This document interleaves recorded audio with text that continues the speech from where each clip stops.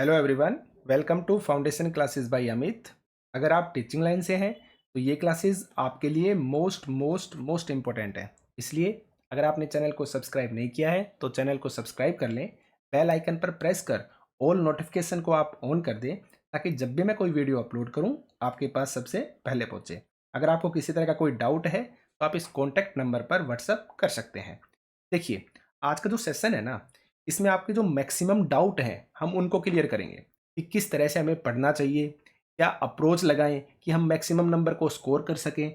इन सब चीज़ों के बारे में मैं डिस्कस करूंगा आपसे ताकि आपको एक सही लाइन मिल सके, एक सही तरीका, सही अप्रोच मिल सके कि आप किस तरह से तैयारी करें। ठीक है, बाकी क्लास के बारे में बात करते हैं। आज हम डिस्कस करने वाले हैं, हमने 2 वीक के अंदर जो थ्योरी क्लासेस की थी ना, उनके एमसीक्यू डिस्कस करेंगे। संडे को हमारा संडे क्या होता है, हमारा टेस्ट का डे होता है। तो इस दिन एक ही क्लास आपकी आती है और इस दिन हम डिस्कस करेंगे जो हमने पिछले 2 वीक के अंदर जो भी चीज़ें पढ़ी हैं ना, उनके बारे में। ठीक है, अब मैं टॉपिक पे आता हूँ जो मैंने आपको जस्ट अभी बताया था। आप एंड तक बने रहना और अच्छे से सुनना। अगर आप इस चीज़ को फॉलो करते हैं ना, मैं आपको 100% बोल रहा हूँ कि आप एग्जाम क्लियर करेंगे ही करेंगे।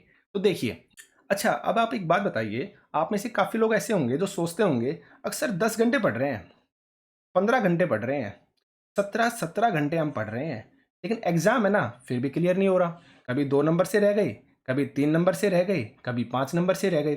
ऐसा कितने लोगों के साथ होता है आप बताइए? आई थिंक मैक्सिमम लोग होंगे। तो यहाँ पर प्रॉब्लम क्या है भाई? ठीक है, आप 10 घंटे पढ़ रहे हैं, 15 घंटे, 17-17 घंटे पढ़ रहे हैं, लेकिन क्लियर नहीं हो रहा। तो देखिए, इंपॉर्टेंट ये नहीं है कि आप 10 घंटे पढ़ रहे हैं, 15 घंटे पढ़ रहे हैं या फिर 17 घंटे पढ़ रहे हैं। इंपॉर्टेंट ये है कि आप क्या पढ़ रहे हैं और किस तरह से पढ़ रहे हैं। ये दोनों जो क्वेश्चंस है ना, ये इंपॉर्टेंट है। क्या तो आप पढ़ रहे हैं और किस तरह से आप पढ़ रहे हैं। ठीक है, जैसे आप लोगों में से मैक्सिमम लोग करते होंगे, आपने किया 10 घंटे की मैराथन क्लास थी जिसमें जितने भी एमसीक्यू क्वेश्चंस है ना हिस्ट्री के, वो करवाए गए हैं। और आप लोगों ने नोटिस किया कि हाँ यार ठीक है, इस क्लास को मैं कर लूंगा और हमारे सारे क्वेश्चन बन जाएंगे। आपने 10 घंटे उस क्लास को दे दिए। ठीक है, जहाँ पे सिर्फ और सिर्फ एमसीक्यू करवाए जा रहे हैं। ठीक है, और आपने 10 घंटे उस क्लास को दे दिए, लेकिन लास्ट में पता चलता है उस क्लास में से तो कुछ आया नहीं था, या आया था तो जो क्वेश्चन कराए थे वो क्वेश्चन नहीं आ पाए। रीजन क्या है? देखिए, ना तो सिर्फ और सिर्फ एमसीक्यू करने से सिलेक्शन होता है और ना ही सिर्फ और सिर्फ थ्योरी करने से सिलेक्शन होता है। सिलेक्शन होगा जब दोनों का कॉम्बिनेशन होगा। आपने एक लाइन सुनी होगी, revision is the key of success. Revision is the key of success. अब आप मुझे ये बताइए, एग्जाम में बैठने से पहले आप कितनी बार रिवीजन करते हैं?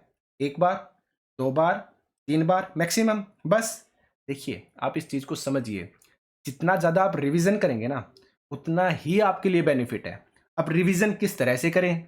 देखिए, आप इस चीज़ को समझिए, हमने सी टेट की ईवीएस क्लासेस की थी, अगर आपको याद हो तो। जिन्होंने वो क्लासेस देखी थी ना, उनको अच्छे से पता है। वहाँ पे मैं क्या करता था, पहले मैंने एक क्वेश्चन को बता दिया, क्वेश्चन के बाद आपके ये आंसर हो गए, और आंसर होने के बाद मैंने जो राइट आंसर था उसको बता दिया कि यह सेकंड है या सी है, जो भी है। मैंने राइट आंसर को बता दिया और उसके बाद मैं क्या करता था, उसके बाद उस क्वेश्चन से रिलेटेड जो भी थ्योरी होती थी ना, उस थ्योरी को 100% में रिवाइज करवाता था। इसका फायदा क्या होता था कि हमने प्रीवियस ईयर क्वेश्चंस को, यानी कि एमसीक्यू को, उनको तो डिस्कस कर ही लिया, साथ में जो आपकी थ्योरी थी ना, वो भी आपकी रिवाइज हो रही थी।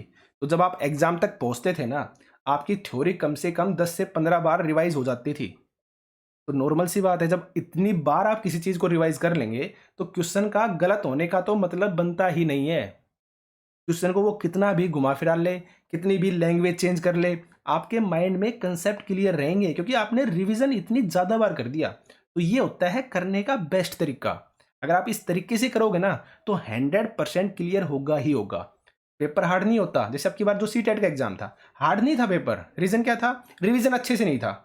मैं आपके सारे क्वेश्चन आपको बुक में से दिखा दूंगा, एग्जैक्ट यहाँ से ये क्वेश्चन आए हैं, लेकिन रिवीजन नहीं होने की वजह से हम क्या सोचते हैं कि पेपर बहुत ही ज़्यादा हार्ड आया था, और हम क्या प्रीफर करते हैं, एमसीक्यू की क्लास देखने लग जाएंगे जिसमें सिर्फ और सिर्फ एमसीक्यू चल रहे हैं, और हम खुश। अब 10 घंटे, 15 घंटे, 17 घंटे हमने क्लास देख ली, इससे बाहर तो कुछ मिलना ही नहीं है। और जब एग्जाम देख कर आते हैं, देखते हैं यार इसमें तो कुछ था ही नहीं। तो ये सब चीज़ें हमारी कमी है। हम लोगों को यही नहीं पता कि हमें क्या करना चाहिए और क्या नहीं करना चाहिए। तो जो मैंने आपको बताया है, अगर आप इस तरह से करते हैं ना तो 100% आपका क्लियर होगा। देखिए, मैं इसी तरीके से आपको करवाऊंगा। मेहनत करना मेरा काम है। आपको सिर्फ और सिर्फ इतना करना है, इन क्लासेस को 100% आप देखिए। स्किप मत कीजिए, रेगुलर नोट्स बनाइए। अगर आपका एग्जाम क्लियर नहीं होता है ना, या क्वेश्चन नहीं आते हैं ना, तो आप मुझे बताना फिर, ठीक है। जैसे हमने ईवीएस की थ्योरी क्लासेस की थी ना, एक सिंगल क्वेश्चन आपका सीटेट में बाहर से नहीं था। रीजन क्या था? Maximum revision. आप उन वीडियो के नीचे जाके कमेंट भी देख सकते हैं, वहां पर जो स्टूडेंट है उन्होंने बताया है कि सर जो आपने कराया था ना उससे बाहर कुछ भी नहीं मिला। तो इन चीज़ों के लिए मेहनत चाहिए, ठीक है। तो मेहनत मैं करूंगा, आप सिर्फ और सिर्फ अपना 100% इस चीज़ में दीजिए कि आप क्लासेस को 100% देखेंगे, ठीक है। तो चलिए फिर आज के सेशन को हम स्टार्ट करते हैं। इसको मैं रब कर देता हूं ताकि हम समझ सके अच्छे से। हाँ, इतना मैं कन्फर्म बोलता हूं, जो मैं करवा दूंगा ना उससे बाहर आपको कुछ भी नहीं मिलेगा, ठीक है। तो चलिए अब सेशन को स्टार्ट करते हैं। अज्ञात लिपि के अनुसार मिस्र के उत्तरी तट पर रोसेटा नामक कस्बे से एक उत्कीर्ण पत्थर मिला है, जिस पर कितनी भाषाओं में लेख लिखे हैं। ये चीज पूछी गई है आपसे, और ये क्वेश्चन मैं आपको थ्योरी क्लासेस में करवा चुका हूं। तो देखिए ऑप्शंस को आप, 4 भाषाओं तथा लिपियों में, 2 भाषाओं तथा लिपियों में, 3 भाषाओं तथा लिपियों में, या फिर 5 भाषाओं तथा लिपियों के अंदर, ठीक है। तो इसका जो करेक्ट आंसर क्या होगा? आंसर नंबर सी, यानी कि 3 भाषाओं में तथा लिपियों में। एक भाषा तो आपकी यूनानी थी, और एक थी आपकी जो मिस्र की है ना, मिस्र की 2 लिपियां। इनको मिलाकर टोटल 3 भाषाएं तथा लिपि हो गई, ठीक है। तो आपका करेक्ट आंसर क्या हो जाएगा? Answer number C. और आप जब इस क्लास को देखेंगे ना, उसके बाद कमेंट सेक्शन में कमेंट करके बताना कि आपके कितने क्वेश्चन सही हुए हैं, ठीक है। देखिए, ना तो शर्माने की बात है और ना झिझकने की बात है। अगर आप कुछ लाइफ में करना चाहते हैं ना, तो सबसे पहले आपको शर्म छोड़नी ही पड़ेगी। तो हर किसी को, तो आप सभी कमेंट करके बताइए कि आपके कितने क्वेश्चन सही हो रहे हैं। नेक्स्ट क्लास करेंगे तो उसमें आप कमेंट करना, तो इससे आपको पता चलेगा कि हाँ, मैं धीरे धीरे क्या कर रहा हूँ, इंप्रूवमेंट कर रहा हूँ, ठीक है। तो इसलिए आप कमेंट सेक्शन में कमेंट करके बताना कि आपके कितने क्वेश्चन सही हुए हैं, ठीक है। चलिए अब एक्सप्लेनेशन को देखते हैं हम। अज्ञात लिपि जो जानने की प्रसिद्ध कहानी है ना, वो कहाँ से रिलेटेड है? आपके अफ्रीकी देश मिस्र से। ये लास्ट क्लास में मैंने क्वेश्चन करवाया भी था।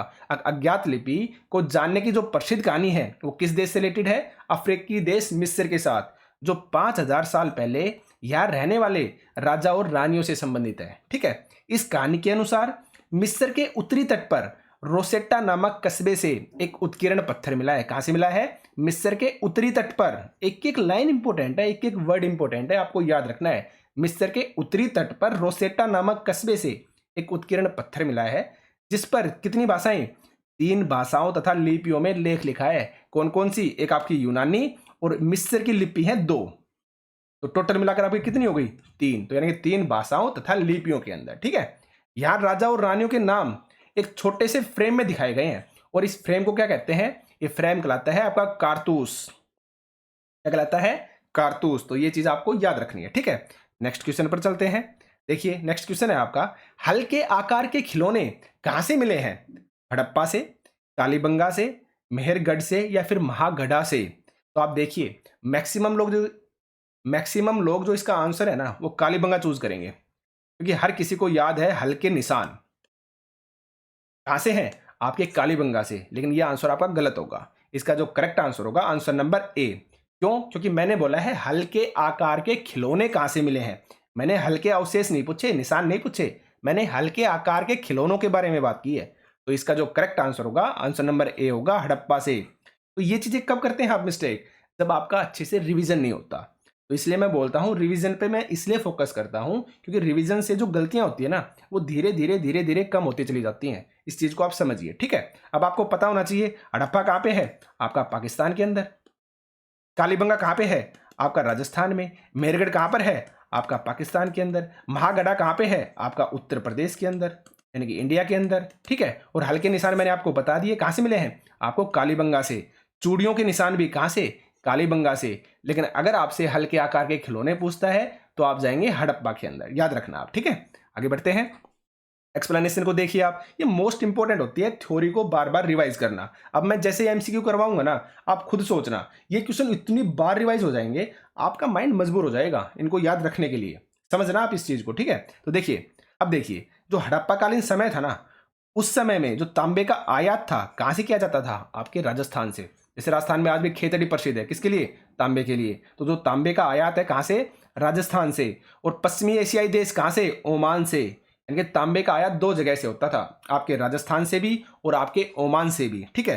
टीन का आयात अगर आपसे पूछा जाता है तो ईरान व अफगानिस्तान दोनों बाहर से यानी विदेशों से होता था। ईरान व अफगानिस्तान से। किस समय में? हड़प्पा कालीन समय के अंदर। अगर आपसे सोने का आयात पूछा जाता है तो कर्नाटक से, यानी कि हमारे दक्षिणी भारत से, ठीक है, इंडिया से।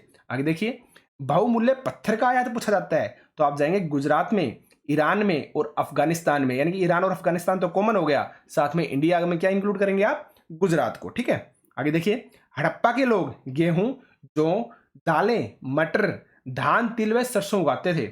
और सबसे पहले जो शुरुआत हुई थी ना, किस फसल की हुई थी? आपके गेहूं और जौ की, ठीक है, याद रखना ये बात भी आप। हड़प्पा के लोग जमीन की जुताई के लिए हल का प्रयोग करते थे। और ये बात कैसे पता चली? क्योंकि यहां पर हल्के आकार के खिलौने मिले हैं। आ गया ना आपका क्वेश्चन, हल्के आकार के खिलौने कहां पे मिले? आपके हड़प्पा में। लेकिन हल्के अवशेष कहां पर मिले? आपके कालीबंगा के अंदर। दोनों अलग अलग क्वेश्चन है, आप इसको डिफरेंस को समझना, ठीक है। आगे देखिए, हड़प्पा के लोग भैंस, गाय, भेड़ और बकरी पालते थे, ठीक है। और जो सबसे पहला पालतू माना जाता है ना, वो आपका कुत्ता था। कुत्ता के आकार का जो बुजुर्ग है, यानी कि उनकी जो जनरेशन है पुरानी, वो है आपका पहला पालतू जानवर, ठीक है। आगे चलते हैं। पुजारी की प्रतिमा व बैल की मुहर निम्नलिखित में से कहां से प्राप्त हुई है? पुजारी की प्रतिमा व बैल की मुहर कहां से प्राप्त हुई है? तो देखिए आप, हड़प्पा से, मोहनजोदारो से, कालीबंगा से, या फिर मेहरगढ़ से। तो सबसे पहले तो आपको ये पता होना चाहिए, हड़प्पा कहां पे है? पाकिस्तान में। मोहनजोदारो कहां पे है? आपका पाकिस्तान के अंदर। कालीबंगा कहां पे है? राजस्थान में। मेहरगढ़ कहां पर है? आपका फिर से पाकिस्तान के अंदर। तो इन चीज़ों को जब आप बार बार रिवाइज करेंगे ना, तो आपके माइंड में अपने आप फिक्स हो जाएंगी, जब आप बार बार बोलते रहेंगे। अब यहाँ पे पूछा है पुजारी की प्रतिमा और बैल की मुहर, तो आपको पता होना चाहिए इसका जो करेक्ट आंसर क्या आएगा? आंसर नंबर ए, यानी कि हड़प्पा से मिले हैं आपको। कहाँ से मिले हैं? हड़प्पा से, ठीक है। अब बात करते हैं मोहनजोदारो की। तो मोहनजोदारो से अगर आप देखते हैं ना, तो डांसिंग गर्ल की प्रतिमा, स्नानागार यानी कि ग्रेटेस्ट बाथ। उसके बाद अगर आप देखते हैं तो धान्यगार यानी कि भंडार के जो गृह है ना, जहाँ पर अनाज को बंद करके रखा जाता था, तो वो भी कहाँ पे है? आपके मोहनजोदारो से। आपका दाढ़ी वाला आदमी, तो ये सारी चीजें कहां से मिली हैं? आपको मोहनजोदारो से, ठीक है। लेकिन इसका करेक्ट आंसर क्या होगा? आपका आंसर नंबर ए। अब आगे चलते हैं, एक्सप्लेनेशन को देखिए आप। हड़प्पा की खोज कब की थी? 1921 में। किसने? दयाराम साहनी और एमएस वत्स ने। अब दयाराम साहनी तो हर किसी को याद रहता है, लेकिन एमएस जो वत्स है ना, वो हम याद नहीं रखते। तो आपको ये भी याद रखना है कि हड़प्पा की खोज किसने की थी? 1921 में दयाराम साहनी और एमएस वत्स ने, ठीक है। मोहनजोदारो की खोज पूछी जाती है तो 1922 में आरडी बनर्जी ने। किसने? 1922 में आरडी बनर्जी ने। और मोहनजोदारो से मिले क्या क्या? आपके स्नानागार यानी कि ग्रेटेस्ट बाथ, धान्यगार, डांसिंग गर्ल की प्रतिमा, दाढ़ी वाला आदमी और पशुदेव महादेव की मूर्ति भी कहां से मिली है? आपकी मोहनजोदारो से। और जो पशुपति है ना, पशुपति महादेव, ये सबसे ज्यादा क्या है? आपके पूजनीय है उस समय के अंदर, ठीक है। ये भी आपको याद रखना है। आगे देखिए, पुजारी की प्रतिमा और बैल की मोहर अगर आपसे पूछी जाती है तो आप बताएंगे हड़प्पा से। मिल गया ना आपको। अगर आपसे हल्के निशान पूछे जाते हैं तो कालीबंगा राजस्थान से। लेकिन हल्के आकार के खिलौने, हल्के आकार के खिलौने अगर आपसे पूछे जाते हैं तो आप क्या बताएंगे? हड़प्पा से। मैं आपको करवा चुका हूं, यह अभी जस्ट हमने क्वेश्चन किया था, ठीक है। आगे चलते हैं। नेक्स्ट क्वेश्चन है आपका, 8000 वर्ष पूर्व सबसे पहले किन फसलों की शुरुआत की गई थी? मोस्ट इंपोर्टेंट क्वेश्चन है, आपको याद रखना है। 8000 वर्ष पूर्व सबसे पहले किन फसलों की खेती की शुरू की गई थी? तो देखिए आप, चावल और जौ थे, चावल और गेहूं, जौ और गेहूं, चाय और चावल। तो यहां पर जो आपका करेक्ट आंसर क्या होगा? आंसर नंबर सी, यानी कि जौ और गेहूं की जो शुरुआत की गई थी ना, वो आपकी सबसे पहले हुई थी, इनकी खेती की शुरुआत, ठीक है। तो ये चीज आपको याद रखनी है। अब एक्सप्लेनेशन को देखते हैं हम।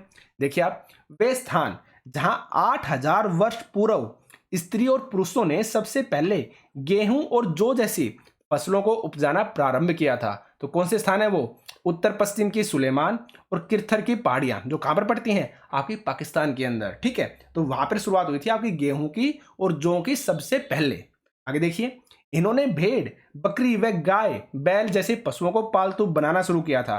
आगे देखिए, ये मोस्ट इंपोर्टेंट है। भारत में वे स्थान जहां पर कृषि का विकास हुआ, कौन से स्थान है? उत्तर पूर्व में तो गारो, यानी कि आपके नॉर्थ ईस्ट के अंदर आपकी पहाड़ियां है ना, गारो खासी जयंतियां कहां पर पड़ती है? आपकी मेघालय के अंदर। और मध्य भारत में विंध्य की पहाड़ियां, यहां पे आपकी कृषि का विकास हुआ था। और वह स्थान जहां पर सबसे पहले चावल उपजाया गया था ना भारत के अंदर, तो वो स्थान कौन सा है? आपके विंध्य के उत्तर के अंदर। अब आपको विंध्य की पहाड़ियां, सतपुड़ा की पहाड़ियां, ये मैं बता चुका हूं, आपको याद होना चाहिए थ्योरी क्लासेस के अकॉर्डिंग। आप देखते हैं ना, तो बीच में ये है आपकी नर्मदा नदी, और नर्मदा नदी के उत्तर के अंदर पड़ती है आपकी विंध्य की पहाड़ियां, और नर्मदा नदी के दक्षिण में आपकी सतपुड़ा की पहाड़ियां। कौन सी पहाड़ियां? सतपुड़ा की। और जो सतपुड़ा की जो पहाड़ियां है ना, उनके नीचे की साइड आपकी तापी नदी भी पड़ती है।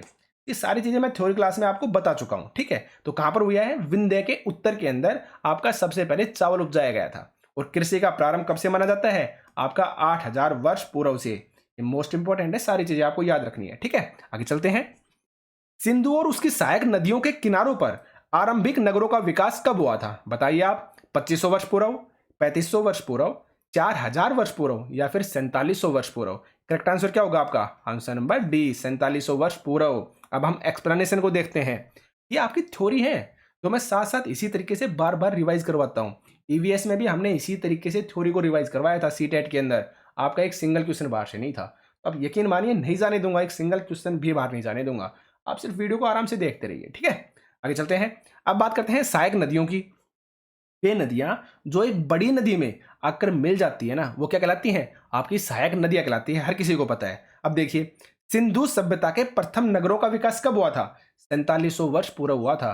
गंगा घट्टी के नगर तथा मगध जैसे बड़े राज्यों का प्रारंभ पूछा जाए ना, तो बताएंगे आप 2500 वर्ष पूर्व। यानी कि अगर आपसे मगध राज्य का प्रारंभ पूछा जाए तो भी आप क्या बताएंगे? 2500 वर्ष पूर्व। अगर आपसे गंगा घाटी के नगर पूछे जाएं कि इनका प्रारंभ कब, तब भी आप बताएंगे 2500 वर्ष पूर्व। लेकिन अगर आपसे सिंधु सभ्यता के प्रथम नगरों की बात की जाए तो आप बताएंगे 4700 वर्ष पूर्व। अलग अलग चीजें हैं, याद रखना, ठीक है। मगध का वर्तमान नाम क्या है? बिहार। और यहाँ के जो शासक थे वो बहुत ही शक्तिशाली थे। तो आपसे पूछा जा सकता है बिहार का प्राचीन नाम क्या है, तो आप क्या बताएंगे? मगध। सीधा और सिंपल सा है। या मगध का वर्तमान नाम क्या है, तो आप क्या बताएंगे? बिहार बताएंगे, ठीक है। आगे चलते हैं। दक्षिण एशिया में कौन कौन से शामिल होते हैं? आपका आधुनिक भारत, पाकिस्तान, बांग्लादेश, भूटान, नेपाल और श्रीलंका। यानी कि वो देश जो आपके पड़ोसी हैं, वो आते हैं आपके दक्षिण एशिया के अंदर, ठीक है। आगे चलते हैं। दक्षिण एशिया एक महाद्वीप से छोटा है, लेकिन विशालता तथा बाकी एशिया से समुद्रों, पहाड़ियों तथा पर्वतों से बटे होने के कारण इसे एक उपमहाद्वीप कहा जाता है। क्या कहा जाता है? उपमहाद्वीप कहा जाता है, ठीक है। आगे चलते हैं। अब बात करते हैं, ईरानी लोग सिंधु को किस नाम से जानते हैं? देखिए, मोस्ट इंपोर्टेंट क्वेश्चन है, आपको याद रखना है। हिंदोस से, इंडस से, सिंधु से, या फिर इंदोस से? तो यहां पर आपका करेक्ट आंसर क्या होगा? आंसर नंबर ए, हिंदोस। किस नाम से जानते हैं? हिंदोस के साथ। और अगर आपसे यूनानी पूछा जाता है तो यूनानी मानते हैं इंदोस, यानी कि ऑप्शन नंबर डी से, ठीक है। तो दोनों में डिफरेंस है, ईरानी लोग हिंदोस से और यूनानी लोग इंदोस से, ठीक है। आप इस चीज को याद रखना। आगे चलते हैं। एक्सप्लेनेशन को देखिए आप। देश के नाम, यानी कि हमारे देश के लिए प्राय दो नामों का यूज किया जाता है। कौन कौन सा? एक आपका इंडिया और एक आपका भारत, सबको पता है। इंडिया शब्द किससे निकला है? आपका इंडस से। और इंडस को हम संस्कृत में क्या कहते हैं? सिंधु नदी। यानी कि सिंधु से निकला है। किससे निकला है? आपका सिंधु से, जैसे सिंधु नदी है इस तरह से, ठीक है। तो इंडिया शब्द किससे निकला है? आपका इंडस से, जिसे संस्कृत में क्या कहते हैं? हम सिंधु कहते हैं, ठीक है। लगभग 2500 वर्ष पूर्व उत्तर पश्चिम की ओर से आने वाले ईरानी व यूनानियों ने सिंधु को क्या कहा? हिंदोस कहा, या फिर इंदोस, या और लगा लीजिए आप, ठीक है। तो यानी कि ईरानियों ने तो कहा था हिंदोस और यूनानियों ने कहा था इंदोस, दोनों ने अलग अलग कहा था, ठीक है। और इस नदी के पूर्व में स्थित भूमि को क्या कहा गया? इंडिया कहा गया था। अगर आपको अच्छे से पता है, ये आपकी सिंधु नदी है, इस साइड आपका पाकिस्तान, सुलेमान पर्वत ये पड़ते हैं, और इस साइड क्या है? आपकी भारत की सीमा है। तो सीधा और सिंपल सा है, सिंधु नदी के पूर्व हो गया नहीं, तो पूर्व के अंदर क्या है? आपका इंडिया है, ठीक है। आगे चलते हैं।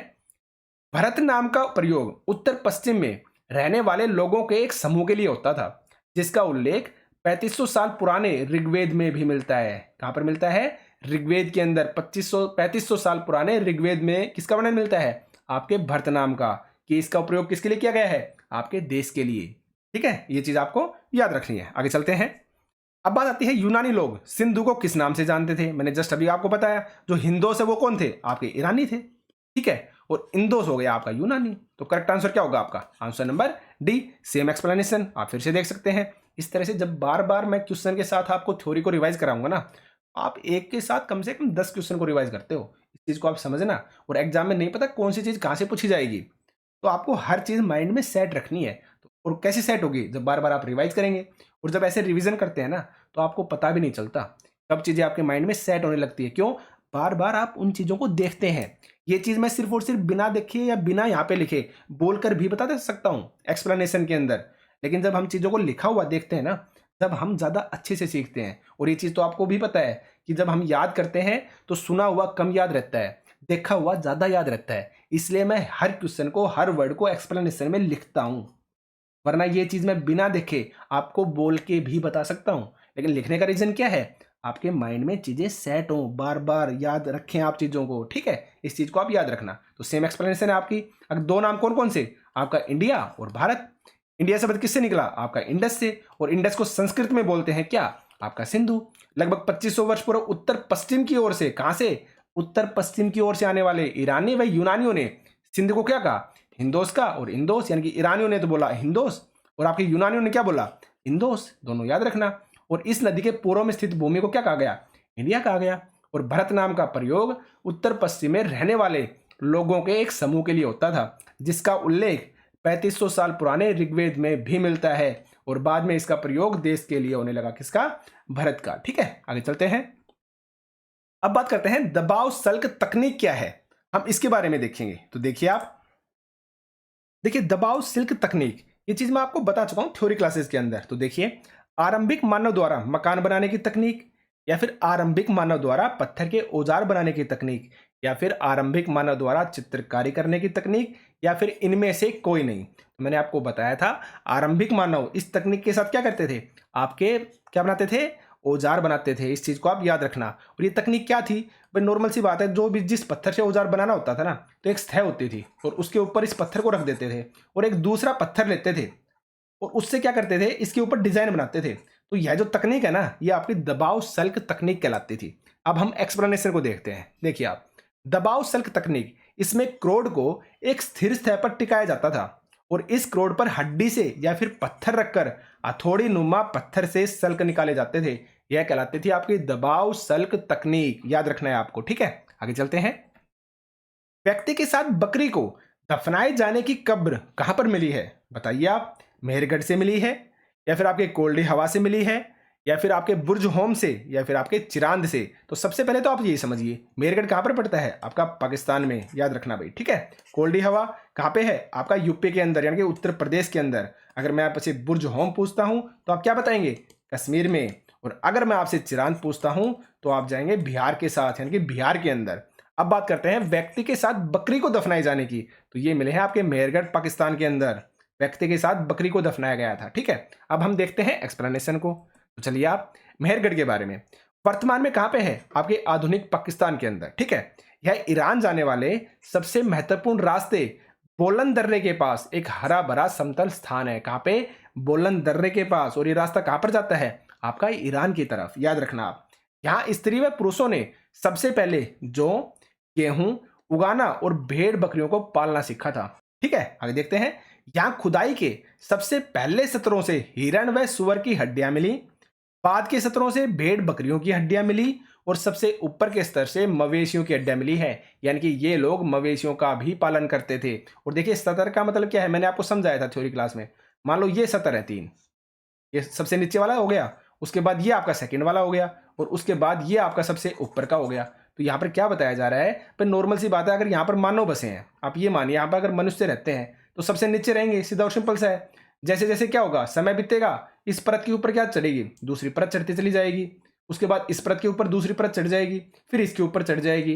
यानी कि नॉर्मल सी बात है, जो सबसे पहले रहते थे उन्हीं की चीजें तो नीचे दबी हुई मिलेंगी ना, उसके बाद जो रहने आए उनकी चीज उनसे ऊपर मिलेगी, सबसे बाद में जो रहने के लिए आए हैं उनकी चीज क्या मिलेगी? सबसे ऊपर मिलेगी, टॉप के अंदर मिलेगी। वही चीज यहाँ पर है। तो यहाँ खुदाई में सबसे पहले के सतर, यानी जो सबसे नीचे सतर था ना, उसमें मिले हिरण व सुअर की हड्डियां। यानी कि ये लोग हिरण व सुअर का क्या करते थे?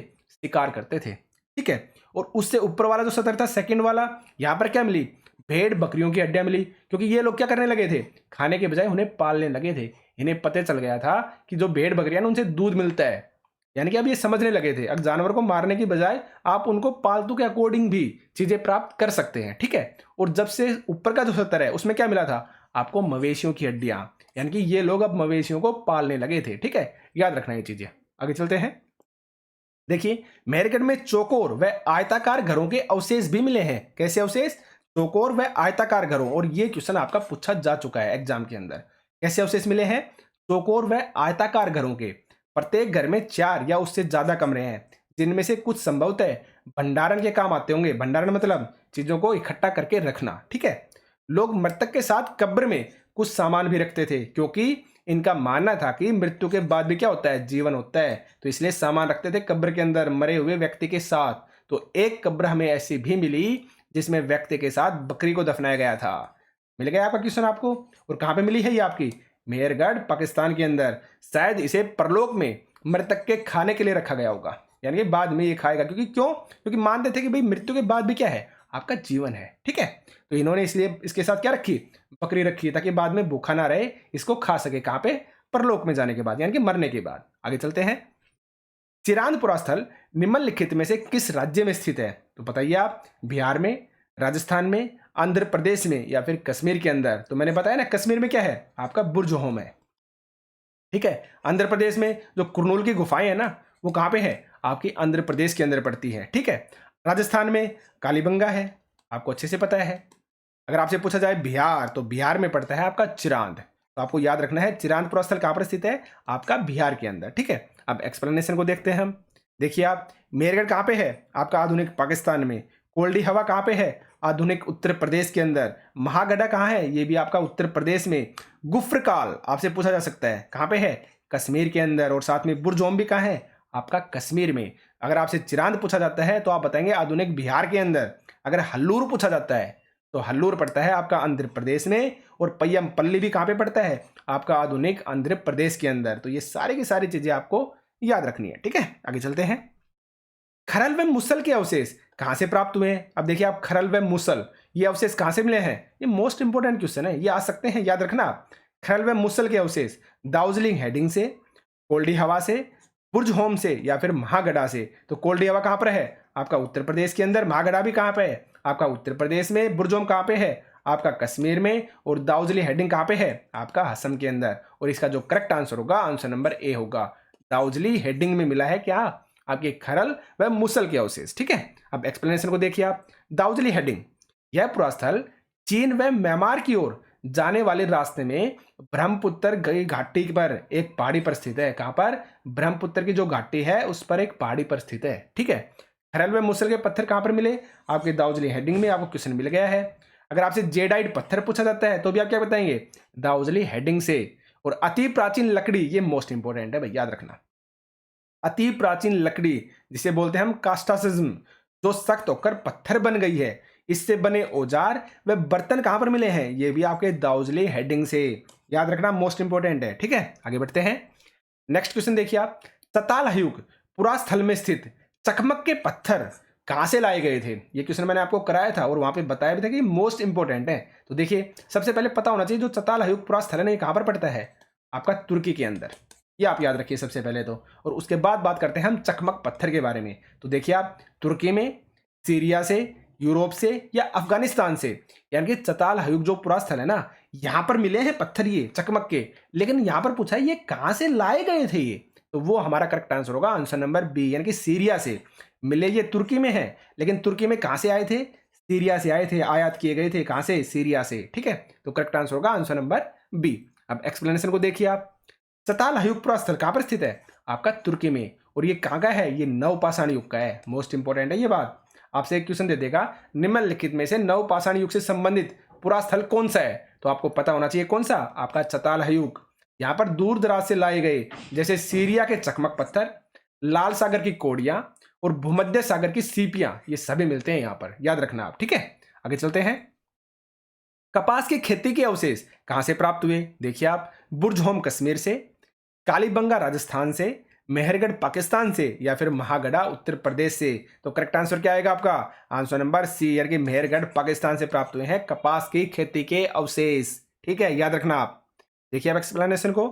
कपास की खेती के अवशेष मेहरगढ़ से प्राप्त हुए। कपड़ों के टुकड़ों के अवशेष जो चांदी के फूलदान के ढक्कन व तांबे की वस्तुओं से चिपके हुए मिले हैं, तो ये होगा आपका मोहनजोदारो। कहां से, मोहनजोदारो से, ठीक है। कढ़ाईदार वस्त्र पहने व्यक्ति की जो मूर्ति मिली है, ये कहां से मिली है, ये भी आपके मोहनजोदारो से। तो कपास तो आपकी मेहरगढ़ पाकिस्तान से मिली है, लेकिन उससे बने जो कपड़े हैं या कढ़ाईदार जो वस्त्र हैं, वो आप जाएंगे कहां पर, आपके मोहनजोदारो के अंदर, ठीक है, याद रखना आप। आगे बढ़ते हैं।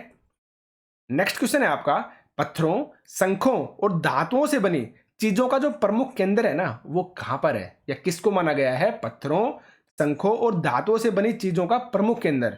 आप बताइए, हड़प्पा है, कालीबंगा है, लोथल है या फिर धोलावीरा है? तो इसका जो करेक्ट आंसर आएगा आंसर नंबर सी यानी कि लोथल। और लोथल कहाँ पे पड़ता है? आपका गुजरात के अंदर, याद रखना आप, ठीक है। एक्सप्लेनेशन को देखते हैं हम। लोथल खंबात की खाड़ी गुजरात में पड़ता है, तो कहाँ पे पड़ता है? खंबात की खाड़ी में। ये भी आप याद रखना, लोथल कहाँ पे है? आपकी खंबात की खाड़ी में पड़ता है। कहाँ पे? गुजरात में। कीमती पत्थर जैसा कच्चा माल अगर आपसे पूछा जाता है तो आप बताएंगे लोथल से मिलता है। पत्थरों, शंखों और धातुओं से बनी चीजों का प्रमुख केंद्र क्या है? आपका लोथल, गुजरात। मिल गया ना आपको आंसर। आगे देखिए, इसको बोला जाता है बड़ा बंदरगाह। तो अगर आपसे पूछा जाता है कौन सा पूरा स्थल है जो बंदरगाह के लिए प्रसिद्ध है या जहां पर बड़ा बंदरगाह मिलता है, तो आप बताएंगे लोथल, गुजरात। ठीक है, आगे देखते हैं। पत्थर के टुकड़े, अध बने मनके और मनके बनाने के उपकरण या फिर तैयार मनके अगर आपसे पूछे जाते हैं तो भी आप कहां पर बताएंगे? लोथल के अंदर, याद रखना आप। ठीक है, आगे चलते हैं। नेक्स्ट क्वेश्चन है आपका, इतिहास में शवों को दफनाने की परंपरा के लिए कहां पर सबसे ज्यादा धन दौलत खर्च की जाती है? याद रखना, मोस्ट इंपोर्टेंट क्वेश्चन है। इतिहास में शवों को दफनाने की परंपरा के लिए कहां पर सबसे ज्यादा धन दौलत खर्च की जाती है? तो आपने पिरामिड सुना होगा, और जो पिरामिड होते हैं ना, ये राजा और रानियां, जो महान महान राजा हुए ना, वो बनवाते थे। और इन्हीं के अंदर इनके जो शव है ना, उनको दफनाया जाता था इन पिरामिडों के अंदर। और जो शव है इनको बोला जाता था मम्मी। और मम्मी की आपको पता हो, एक मूवी है, इस मूवी के 3 पार्ट आ चुके हैं, मम्मी। अगर आप बोलते हैं ना तो मम्मी, ठीक है, तो ये भी आप याद रखना। और ये कहां पर है? आपके मिस्र के अंदर। तो करेक्ट आंसर क्या होगा आपका? आंसर नंबर डी यानी कि मिस्र के अंदर। ठीक है, आगे देखते हैं। अब देखिए, बात करते हैं एक्सप्लेनेशन की। अब पिरामिड कहां पे है? आपके मिस्र में है। लगभग 5000 साल पहले मिस्र में शासन करने वाले राजाओं ने सोना चांदी, हाथी दांत, लकड़ी और हीरे जवाहरात लाने के लिए अपनी अपनी सेनाएं दूर दूर तक भेजी थी। और इन राजाओं ने बड़े बड़े मकबरे बनवाए जिन्हें क्या कहा गया? पिरामिड कहा गया। और राजाओं के शवों, जिन्हें क्या बोला जाता है? मम्मी, ये भी आप याद रखना, को कहां पर दफनाया जाता था? इन्हीं पिरामिड के अंदर दफनाते थे। जो ये बनवाए जाते थे, कौन बनवाते थे? राजा। और इनके शव के साथ खाने की चीजें, पेय, वस्त्र, गहने, बर्तन, हथियार, वाद्य यंत्र, जानवर और सेवी सेविकाओं के भी दफनाया जाता था। यानी कि इनके भी जो शव हैं या इनको भी साथ में दफनाते थे, ताकि बाद में भी इनकी क्या कर सकें? सेवा कर सकें। ठीक है, आगे चलते हैं। इतिहास में शवों को दफनाने की परंपरा को देखते हुए सबसे ज्यादा जो धन दौलत खर्च की जाती थी, कहां पर खींची जाती थी? आपके मिस्र के अंदर। तो आपको आंसर मिल गया होगा। ठीक है, आगे बढ़ते हैं। नेक्स्ट क्वेश्चन है आपका, ऋग्वेद में सूक्त का अर्थ क्या है? ठीक है, ऋग्वेद में सूक्त का अर्थ क्या है? तो आपको पता होना चाहिए, ऋग्वेद कब लिखा गया था? लगभग 3500 वर्ष पहले। और सबसे ओल्डेस्ट वेद है ये। आपके कितने वेद हैं? आपके 4 वेद हैं। ठीक है, तो 4 वेदों के अंदर सबसे ओल्डेस्ट है वो ऋग्वेद है। और यही आपका वैदिक काल का है। बाकी जो 3 बच गए ना, वो आपके उत्तर वैदिक काल के हैं। ये भी आप याद रखना। जैसे ये ऋग्वेद है, ऋग्वेद के बाद क्या हुआ? आपका यजुर्वेद, अथुर्वेद। तो ये जो बाकी 3 बच गए ना, ये तीनों तीनों आपके उत्तर वैदिक काल के हैं। लेकिन जो ऋग्वेद है ये आपका वैदिक काल का है। तो यहां पर सूक्त पूछा गया है, तो सूक्त का मतलब क्या है? देखिए आप, अच्छी तरह से समझाया गया, अच्छी तरह से सुना गया, अच्छी तरह से लिखा गया या फिर अच्छी तरह से बोला गया। तो यहां पर जो आपका करेक्ट आंसर होगा आंसर नंबर डी यानी कि अच्छी तरह से बोला गया। ठीक है, अब एक्सप्लेनेशन को देखते हैं हम। ऋग्वेद की रचना लगभग 3500 साल पहले हुई थी। कब हुई थी? 3500 साल पहले। जिसमें 1000 से ज्यादा प्रार्थनाएं हैं जिन्हें क्या कहा गया है? आपका सूक्त कहा गया है, सूक्त। और सूक्त का अर्थ होता है अच्छी तरह से बोला गया। देख सकते हैं आप। ठीक है, ये हो गया आपका आंसर। और ये सूक्त विभिन्न देवी देवताओं की स्तुति में रचे गए थे, यानी कि उनकी प्रार्थना करने के लिए, उनकी प्रशंसा करने के लिए, उनकी स्तुति में रचे गए थे आपके सूक्त। ठीक है, और कितने हैं? 1000 से भी ज्यादा है। और लगभग कब? 3500 साल पहले, ऋग्वेद की रचना के समय। ठीक है, आगे चलते हैं। ऋग्वेद में गंगा व यमुना नदी का उल्लेख कितनी बार आया है? तो आपको अच्छे से पता है, जो ऋग्वेद है सबसे ओल्डेस्ट है। और इसमें आपकी सतलुज हो गई, आपकी सिंधु हो गई, हर नदी का उल्लेख है। तो यहां पर पूछा गया है जो गंगा व यमुना है ना, इन नदी का उल्लेख कितनी बार आया है? तो देखिए आप, 1 बार, 15 बार, 2 बार, 6 बार। तो यहां पर जो आपका करेक्ट आंसर होगा आंसर नंबर फर्स्ट, यानी कि सिर्फ और सिर्फ 1 बार आपकी गंगा व यमुना नदी का उल्लेख आया है। ठीक है, अब एक्सप्लेनेशन को देखते हैं हम। ऋग्वेद में व्यास व सतलुज नदियों के साथ साथ अन्य नदियों जैसे सरस्वती, सिंधु व उसकी सहायक नदियों का भी उल्लेख है। गंगा व यमुना का उल्लेख सिर्फ और सिर्फ 1 बार मिलता है, याद रखना आप, गंगा व यमुना का उल्लेख सिर्फ और सिर्फ एक बार मिलता है। उस समय गायों व घोड़ों का बहुत ज्यादा महत्व होता था, इसलिए जो नदियों की तुलना है ना किनसे की गई है, घोड़ों व गायों के साथ। और इस पर एक कविता भी लिखी गई है जिसमें इस तरीके से दिखाया गया है कि नदियां क्या हो, गाय व घोड़े हो, तो उनसे तुलना की गई है उस कविता के अंदर। तो जब ये क्वेश्चन बना है कि उस समय गायों व घोड़ों का बहुत ज्यादा महत्व था, इसलिए नदियों की तुलना घोड़ों व गायों के साथ की गई है, याद रखना आप। आगे चलते हैं। नेक्स्ट क्वेश्चन है आपका, महापाषाण कब्रें बनाने की जो प्रथा है ना वो कब शुरू हुई थी। महापाषाण यानी कि बड़े, महा का मतलब क्या होता है बड़ा, और पाषाण क्या मतलब क्या होता है आपका पत्थर, यानी कि बड़े पत्थरों से कब्र बनाने की जो प्रथा है ना वो कब शुरू की गई थी। देखिए आप आंसर को, आंसर फर्स्ट है लगभग 3000 साल पहले, लगभग 3500 साल पहले, लगभग 2500 साल पहले, या लगभग 5000 साल पहले। करेक्ट आंसर आएगा आंसर नंबर फर्स्ट, यानी कि लगभग 3000 साल पहले स्टार्ट हुआ था। ठीक है, एक्सप्लेनेशन को देखिए आप। महापाषाण कब्रें बनाने की जो प्रथा है लगभग 3000 साल पहले शुरू हुई थी। यह प्रथा प्रचलित थी कहाँ पे, दक्कन में, दक्षिण में, दक्षिण भारत में, उत्तर पूर्वी भारत में और कश्मीर में। और इस तरह के महापाषाण को क्या बोला जाता था, ताबूत समाधान यानी कि शिष्ट।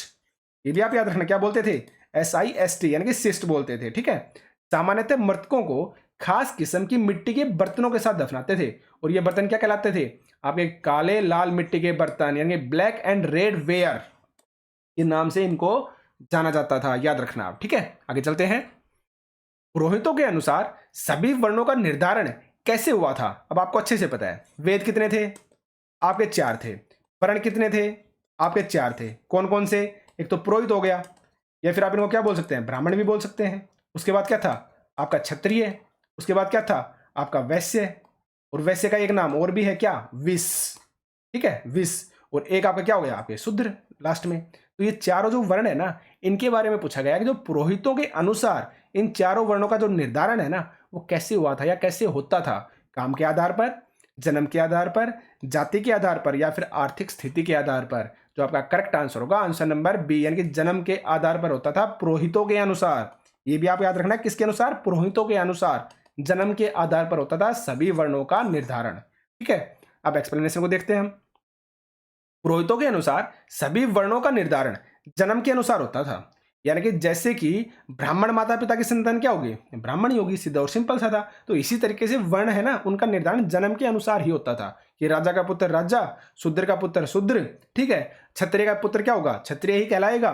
ठीक है, वैश्य है या विश्य है उसका पुत्र क्या कहलाएगा, वैश्य या विश्य ही कहलाएगा। तो बाद में कुछ लोगों को अछूत भी माना गया जिनसे संपर्क करना अपवित्र माना जाता था। और इनमें कौन कौन आते थे अछूतों के अंदर, आपके शिल्पकार, शिकारी, भोजन संग्राहक यानी भोजन को इकट्ठा करने वाले, और शवों को दफनाने वाले, ये आते थे आपके अछूत के अंदर, याद रखना आप। ठीक है, प्राय औरतों को भी क्षुद्रों के समान ही माना जाता था। कब, आपके ये उत्तर वैदिक काल की बात हो रही है। अब प्राय औरतों को भी क्या माना जाता था, शूद्र ही माना जाता था। महिलाओं व शूद्रों को वेदों के अध्ययन का क्या नहीं था, अधिकार नहीं था।